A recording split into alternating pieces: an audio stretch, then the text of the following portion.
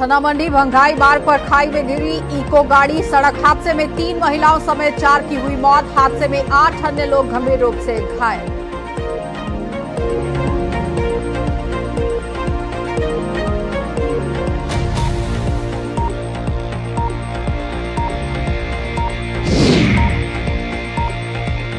SIU की team Kishtwar में कर रही छापेमारी। आतंकी ठिकानों का भांडाफोड़ करने मुहिम तेज। एनआईए अदालत के आदेश का किया जा रहा पालन।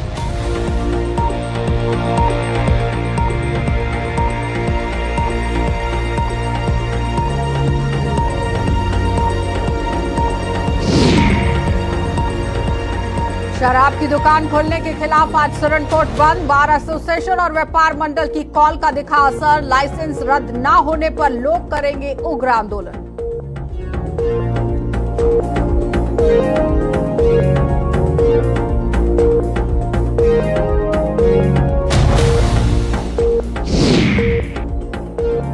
और national highway authority of India ने मूंदी आंखें। हटली मोड़ पर झील बड़ी सड़क के ऊपर तैर रही यहां पर गाड़ियां। हाईवे की मरम्मत न होने की वजह से लोग भुगत रहे खामियाजा।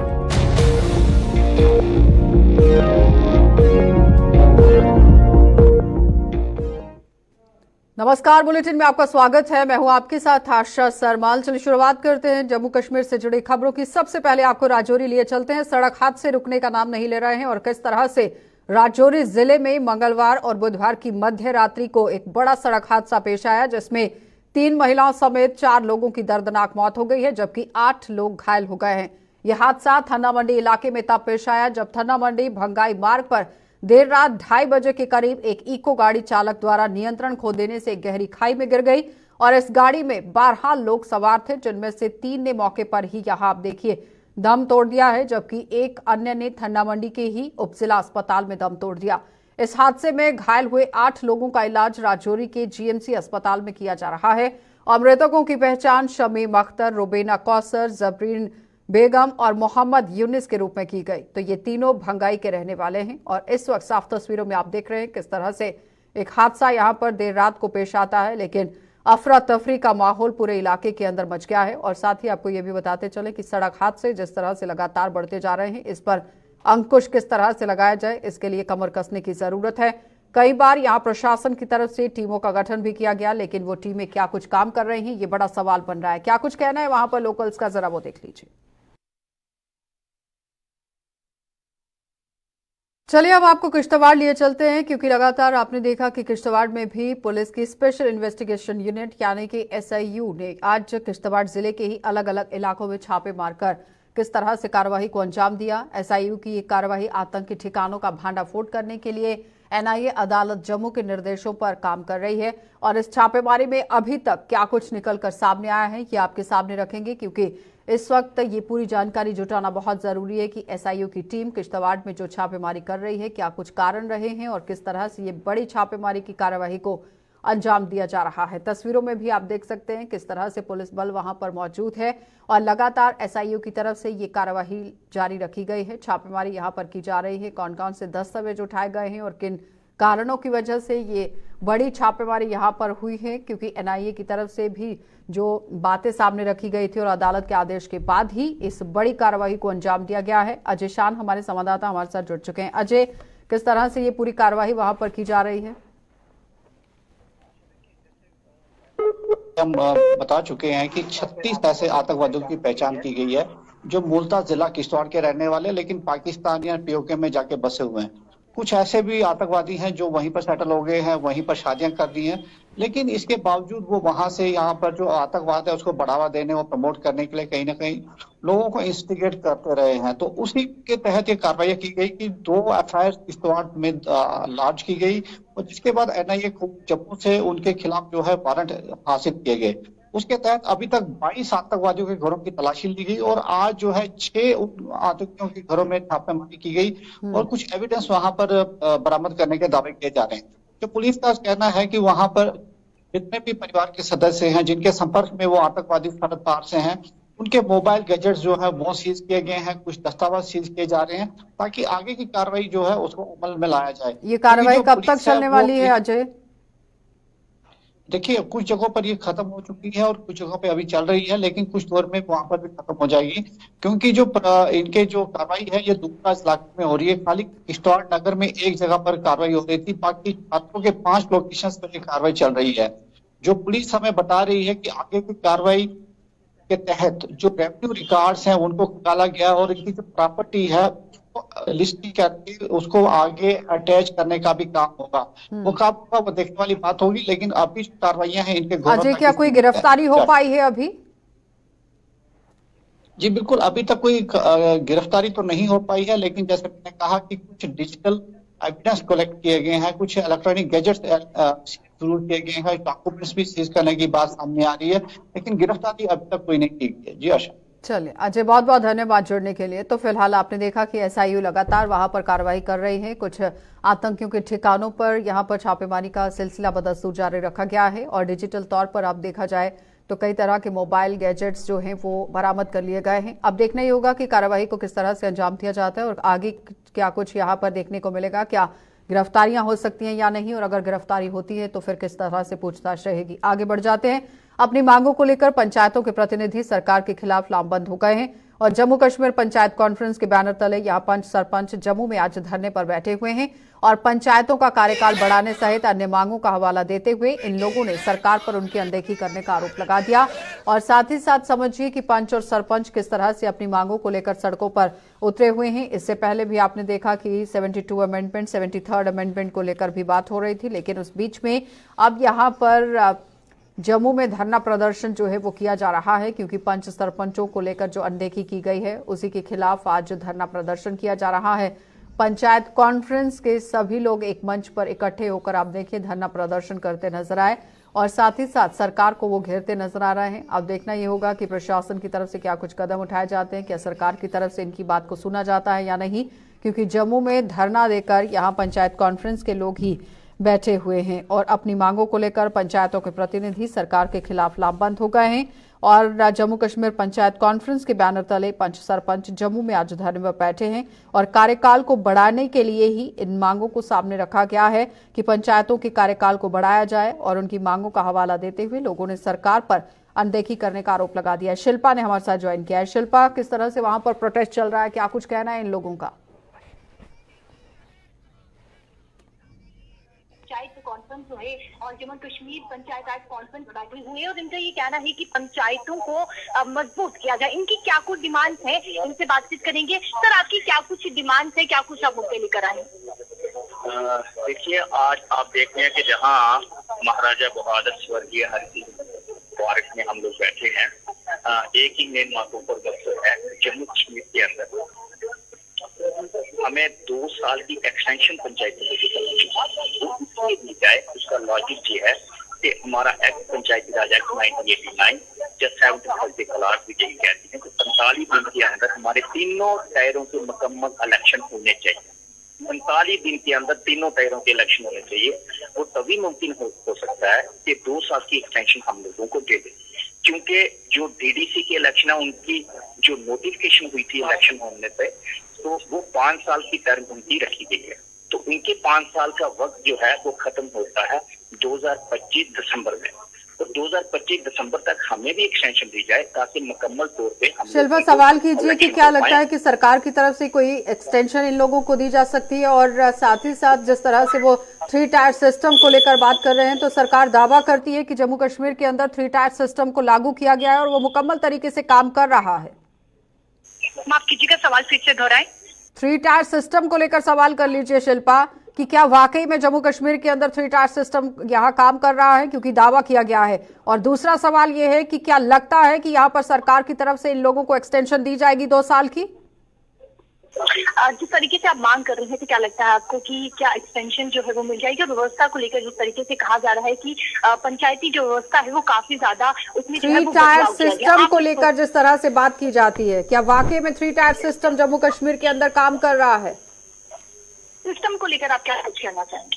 देखिए, जो इनका सवाल है आशा जी का, वो ये है कि जहाँ जो 3 टायर सिस्टम चल रहा है, क्या इस वक्त वो सही चल रहा है? इस वक्त 3 टायर सिस्टम जो है अगर चल रहा है तो वो सिर्फ पंचायतों की बुनियाद पे ही चल रहा है।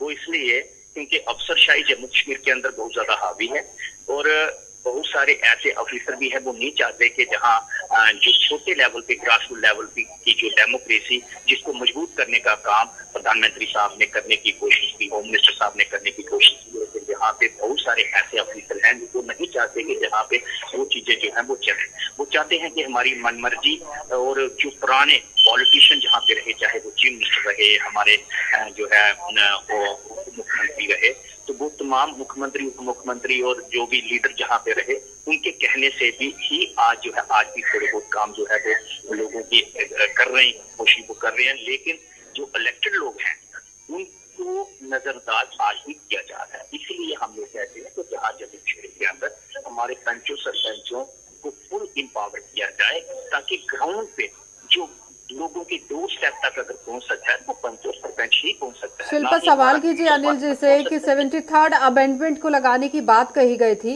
लेकिन डीडीसीज ने भी यहाँ पर आरोप लगाया है कि पावर्स उन लोगों को नहीं दी गई। उसी तरह से पंच सरपंचेस भी जो हैं वो आरोप लगाते आए हैं कि उन्हें उनकी पावर्स नहीं दी गई हैं, लेकिन जब ये बड़े दावे सामने रखे जाते हैं तो फिर वो जमीन तक किस तरह से सही साबित होते हैं, ये कई तरह के सवाल हैं। और अब अगर पंचायत कॉन्फ्रेंस सड़कों पर उतर आई है, 2 साल का एक्सटेंशन वो मांग रही है, तो आप समझिए कि किस तरह से ये काम यहाँ पर सरकार करेगी। क्या वाकई में एक्सटेंशन मिलेगा या नहीं, क्योंकि इलेक्शन अभी करवाने की पूरी तरह से कवायद जो है वो जोरों शोरों पर चलने वाली है। इससे पहले पंचायत के, डीडीसी के और लोकसभा के भी यहाँ पर चुनावों को लेकर हवा जो है वो उठी थी।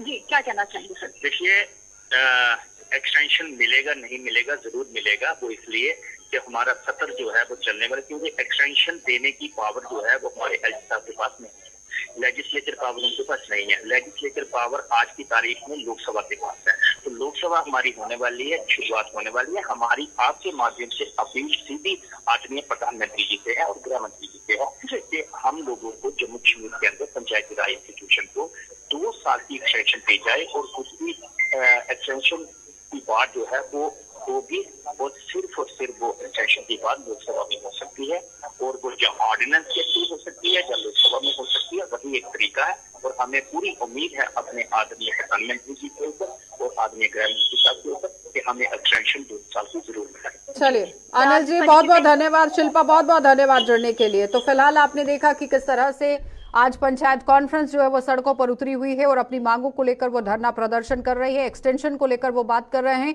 और उम्मीद एक जता रहे हैं कि प्रधानमंत्री की तरफ से एक हरी झंडी उनके लिए यहाँ पर देखने को मिलेगी। लेकिन अगर ये एक्सटेंशन मिल जाती है तो जाहिर तौर पर इन लोगों को राहत मिल सकती है। लेकिन फिलहाल इस वक्त पंचायत कॉन्फ्रेंस से जितने भी लोग हैं वो धरना प्रदर्शन कर रहे हैं। पंच सरपंचेस जो है वो सड़कों पर उतर आए हैं, जिससे आम लोगों का काम जो है वो कहीं ना कहीं बाधित जरूर हो रहा है, जिस पर गौर फरमाने की जरूरत है। आगे बढ़ जाते हैं, अब आपको सुरनकोट लिए चलेंगे और सुरनकोट में भी खुली शराब की दुकानों को लेकर यहाँ लोगों का विरोध पूरी तरह से जारी हो चुका है। इस मुद्दे को लेकर बार एसोसिएशन, सुरनकोट व्यापार मंडल और सामाजिक संगठनों ने आज सुरनकोट बंद की कॉल दी थी, जिसका व्यापार मंडल ने पूरी तरह से आप देखिए सहयोग किया है और व्यापक असर भी देखने को मिला। और आज सुरनकोट में तमाम दुकानें बंद हैं और सड़कों पर इक्का दुक्का वाहन ही दौड़ते हुए नजर आए हैं। वहीं पंचायत प्रतिनिधियों के साथ साथ आम लोगों ने प्रशासन को चेतावनी दी है कि अगर इस शराब की दुकान का लाइसेंस रद्द नहीं किया गया तो वह इसके खिलाफ उग्र आंदोलन करना शुरू कर देंगे।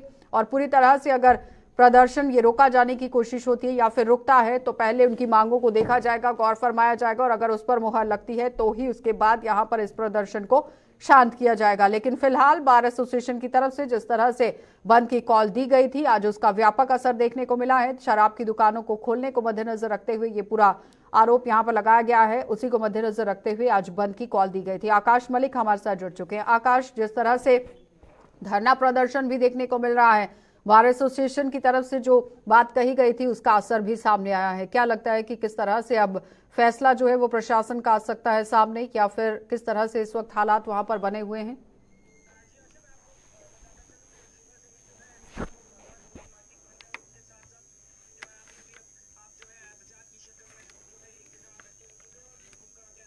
क्या एक साफ तौर पे यही कहना है कि शराब की दुकान जब तक बंद नहीं होगी तब तक हम सरापा एहतजाज पर रहेंगे। जी।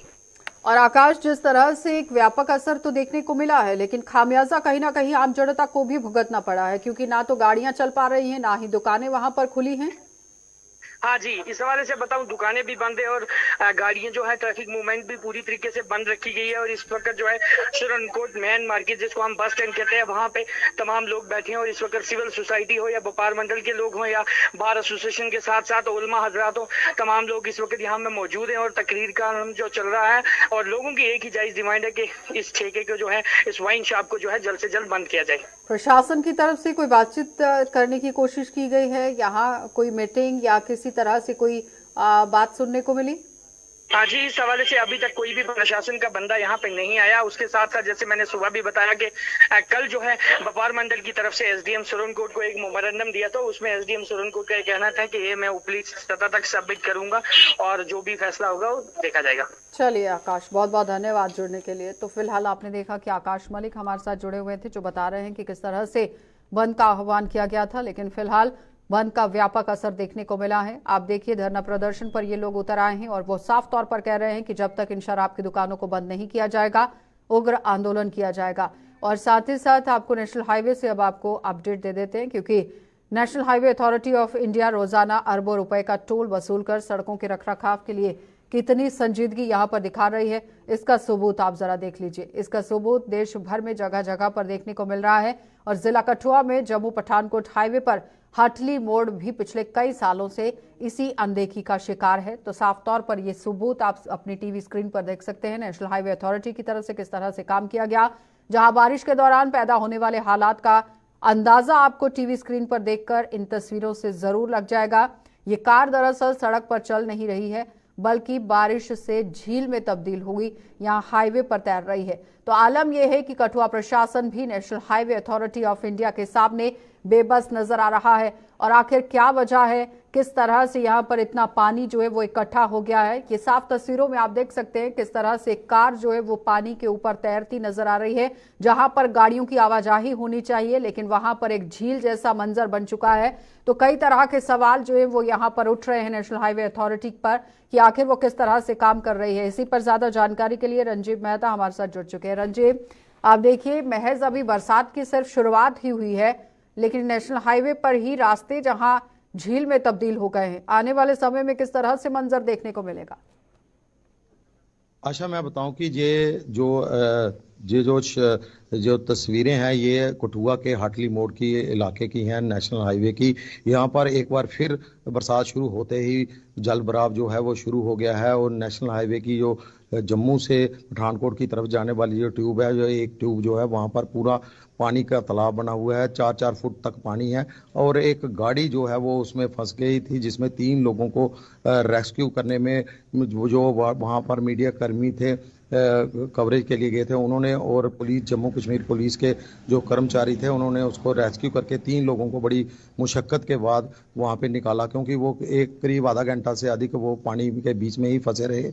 और मैं बताऊं कि ये जो रोड है, ये टोल प्लाजा के बिल्कुल सटा हुआ रोड है। यहाँ से 4 किलोमीटर की दूरी पर लखनपुर में टोल प्लाजा है। लगातार नेशनल हाईवे अथॉरिटी की तरफ से इस हाईवे पर टोल प्लाजा जो है वो भी लिए लगाए जा रहे हैं और लोगों को लगातार लूटा भी जा रहा है। लोगों का कहना है कि ये फैसिलिटी नाम की कोई चीज नहीं है। लेकिन रंजीव, सवाल यहाँ पर यह है कि जब भी नेशनल हाईवे अथॉरिटी की तरफ से कोई भी काम किया गया है, वो कहीं ना कहीं सवालिया घेरों में जरूर आया है। और जब आप सड़क का निर्माण करते हैं तो उस वक्त सबसे पहले ड्रेनेज सिस्टम को देखा जाता है कि अगर आप रोड कर यहाँ बना रहे हैं, यहाँ आप ब्लैक टॉपिंग कर रहे हैं, तो ड्रेनेज का पानी कहाँ पर जाएगा, किस तरह से वो ड्रेन आप करेंगे। लेकिन कुछ भी देखने को नहीं मिल रहा है। क्या लगता है कि ये सारा काम पहले होना चाहिए था? अब बरसात के समय में ये कोई पहला मौका नहीं है, हर बार इसी तरह से ये तस्वीरें सामने आती हैं। बिल्कुल, हर बार ये ऐसी ही तस्वीरें आती हैं। आशा, इसमें यहाँ इस इलाके में बात करूं तो जो हटली मोड़ का इलाका है, कोई 500 मीटर का इलाका है, जहाँ पर पूरा जल भराव रहता है। लेकिन नेशनल हाईवे अथॉरिटी पर जो सवाल उठने जो है लाजमी हो चुके हैं, क्योंकि जब भी नेशनल हाईवे अथॉरिटी एक प्रतिष्ठित संस्था है जो पूरे देश के जितने एक्सप्रेस वे को लेकर नेशनल हाईवे सब बनाती है, लेकिन इस मामले में जहाँ पे जो रोड बनाया है उसमें काफ़ी सवाल उठ रहे हैं, क्योंकि जब भी थोड़ी सी बारिश होती है इस इलाके में जल भराव हो जाता है। जो लोग अपने गंतव्य की तरफ जा रहे होते हैं, उनको पता नहीं कितना पानी है, उन गाड़ियां अक्सर यहाँ पे फंस जाती हैं।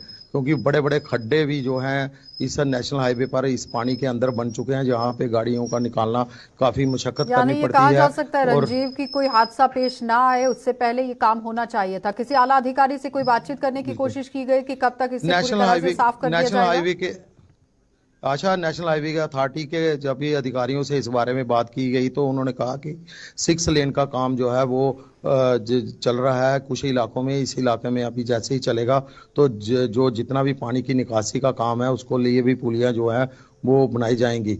तो अभी तक यहाँ पे इस इलाके में तारकोल अभी पीछे तो थोड़ी देर पहले ही डाली गई थी, लेकिन 6 लेन का काम इस इलाके में अभी शुरू नहीं हो पाया है, जिसके कारण यहाँ पे जल भराव की स्थिति लगातार जस की तस है। क्योंकि पिछले 2 सालों से लगातार तो आधा घंटा बारिश हो तो यहाँ इस इलाका ये पूरा एरिया हटली मोड़ का एरिया है, ये एक झील रंजीव, ये नुमा तो शक्ल पल्ला तैयार कर लेता झाड़ने है। वाली बात हो गई कि जब 6 लेन का काम चलेगा उस वक्त यहाँ पर ड्रेनेज का काम जो है वो देखा जाएगा। उससे पहले आम लोगों को राहत किस तरह से दिलाई जाएगी? कठुआ प्रशासन को इस पर गौर फरमाने की जरूरत है, फिर डीसी को यहाँ पर संज्ञान लेने की जरूरत है कि कोई हादसा पेश ना आ जाए, इससे पहले काम किया जाए।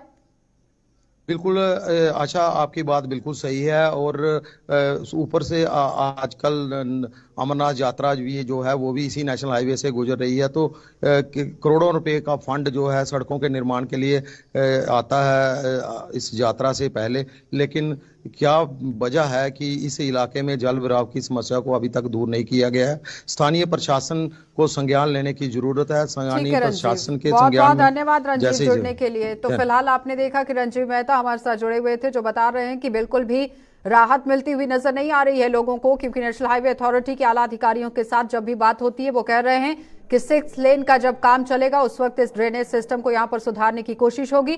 लेकिन फिलहाल यहां पर वैकल्पिक मार्ग निकालने की जरूरत है, लोगों को राहत दिलाने की जरूरत है कि इससे पहले कोई बड़ा हादसा पेश आए। और उसके बाद यहां पर आप देखिए निंदा व्यक्त करने जानी बहुत जरूरी हो जाती है, क्योंकि हर कोई उस वक्त पहुंचता है, निंदा करता है, और निंदा करने से पहले ही अगर काम हो जाए तो वो बेहतर रहेगा, क्योंकि जिस तरह से गाड़ियां डूबती चली जा रही हैं कोई भी हादसा वहां पर पेश आ सकता है। आगे बढ़ जाते हैं। जम्मू और इसके आसपास के लोगों को अब ड्राइविंग लाइसेंस हासिल करने के लिए एक बार फिर से दरबदर होना पड़ रहा है, और लोगों से करोड़ों रुपए का राजस्व हासिल करने वाले ट्रांसपोर्ट विभाग के पास एक बार फिर से लाइसेंस प्रिंट करने में इस्तेमाल होने वाला कार्ड खत्म हो गया है। तो जम्मू का आरटीओ कार्यालय इस मामले को लेकर हमेशा से ही लोगों के उपहास का कारण बनता रहा, और कार्ड ना होने के कारण लोगों को अब फिर से ड्राइविंग लाइसेंस नहीं मिल पा रहे हैं। तो लोगों की इस परेशानी को लेकर जब जम्मू आरटीओ पंकज भगोत्रा से संपर्क किया गया तो उन्होंने बताया कि प्रिंटिंग कार्ड की खरीद के लिए टेंडर हो गया है, जो अब 15 जुलाई को खुलेगा। ये प्रक्रिया पूरे होने के बाद ही लाइसेंस प्रिंट होना शुरू हो पाएंगे। और दूसरी ओर यहाँ डीजी लॉकर के डॉक्यूमेंट को लेकर भी आरटीओ जम्मू ने बता दिया है कि ट्रैफिक पुलिस डीजी लॉकर के डॉक्यूमेंट अस्वीकार नहीं कर सकती, और ऐसे डॉक्यूमेंट दिखाने पर उसे चालान करने का कोई हक नहीं है। तो फिलहाल इस वक्त आप देखिए जहां लोगों को राहत मिलनी चाहिए थी, लेकिन एक टेंडर की प्रक्रिया को मद्देनजर रखते हुए लोगों को राहत मिलती नजर नहीं आ रही है। लेकिन कार्ड के लिए मेरा आपसे ये रहेगा कि हमने टेंडर हो गया है, क्योंकि ये हमें आता है ट्रांसपोर्ट कमिश्नर ऑफिस से मटेरियल आता है, वो अथॉरिटी है वहां पे, being the chairman of the state transport authority. अब टेंडर हो गया है, टेंडर हमारा 15 जुलाई को लास्ट डेट है, टेंडर खुलेगा। पिछली बार भी हमने टेंडर किया था, लेकिन एक पुअर रिस्पॉन्स की वजह से हमें उसको रीटेंडर करना पड़ा। अब हमारी कोशिश ये है कि 15 जुलाई तक जब ये टेंडर खुले तो अब करके तो जुलाई के एंड में जितने भी लाइसेंसेज हैं उनको हम उनके घर तक पहुंचा दें। तो आपने देखा होगा कि अब मॉर्थ की भी गाइडलाइंस हैं मॉर्थ की, कि डिजी लॉकर जो है उसमें अगर आप डॉक्यूमेंट अपना डाउनलोड कर लेंगे तो ट्रैफिक वाले भी उसको बिल्कुल मानते हैं। कोई ट्रैफिक वाला उसको डिनाई नहीं कर सकता कि ये डिजी लॉकर का डॉक्यूमेंट ठीक नहीं है। तो श्री अमरनाथ यात्रा पूरे उत्साह के साथ चल रही है। आज छठे दिन जम्मू के भगवती नगर स्थित आधार शिविर से 6107 शिव भक्तों का छठा जत्था कड़ी सुरक्षा के बीच कश्मीर के लिए रवाना हुआ। ये श्रद्धालु 244 वाहनों के काफिले में आधार शिविर से कश्मीर की ओर भेजे गए। अधिकारियों के मुताबिक 3929 श्रद्धालु आज सुबह 4:30 बजे पहलगाम के लिए रवाना हुए हैं, जबकि 2178 श्रद्धालु बालटाल आधार शिविर के लिए भेजे गए हैं। अमरनाथ यात्रा पर जाने वाले शिव भक्तों में भारी उत्साह नजर आ रहा है, और बाबा बर्फानी की यात्रा पर जाने वाले लोगों ने प्रशासन द्वारा उनके लिए पूरी तरह से जो व्यवस्था की गई है उस पर संतोष व्यक्त किया है, और अधिकारियों की भी जमकर सराहना की है। अब यात्रा पूरी हो जाएगी तो बस धन्य हो जाएंगे। किसी प्रकार की यहाँ पे दिक्कत हुआ? अभी तक तो कोई दिक्कत नहीं आई है, अभी तक तो व्यवस्था सब कंप्लीट रही है और अभी निकल रहे हैं हम जत्थे के साथ। अब देखते हैं कल शाम तक पहुंच जाएंगे। मैं नीरजा पटेरिया छतरपुर मध्य प्रदेश से हूँ और मैं पहलगांव से जा रही हूँ यात्रा के लिए। बाबा ने जगह जगह बारिश से स्वागत किया हम लोग को, बहुत खुश हूँ मैं। हम लोग 5 लोग आए हैं वहाँ से। जय बाबा भोले की। ये चाहती हूँ कि भोले बाबा अच्छे से दर्शन दे दें, आंख भर के उनको देख लूँ। मैं जा रहे बहुत खुशी हो रही है और मैं सेकंड बार जा रही हूँ और भगवान से मैं प्रार्थना करती हूँ भगवान सबकी, ये भोले बाबा सबकी मनोकामना पूरी करे। हर हर महादेव। भोले बाबा ने व्यवस्था बहुत अच्छी है, किसी चीज़ का कोई भी प्रॉब्लम नहीं है। बहुत ही अच्छा व्यवस्था किया हुआ है आप लोगों ने और बहुत खुश होके हम जा रहे हैं। कहते बाबा जी अगली बार फिर बुलाएं और अच्छे से सब लोगों को, सब आप लोगों को भी बनाए रखें, हमें भी बनाए रखें, हम दोबारा फिर आए। के लिए ये मैसेज है कि वो भी आए और जरूर आए, एक बार देखे तो यहाँ की व्यवस्था कैसी है, बहुत ही बेहतर। चलिए, बुलेटिन में फिलहाल इतना ही। देश और दुनिया की खबरों के लिए आप बने रहिए गुलिस्तान न्यूज के साथ।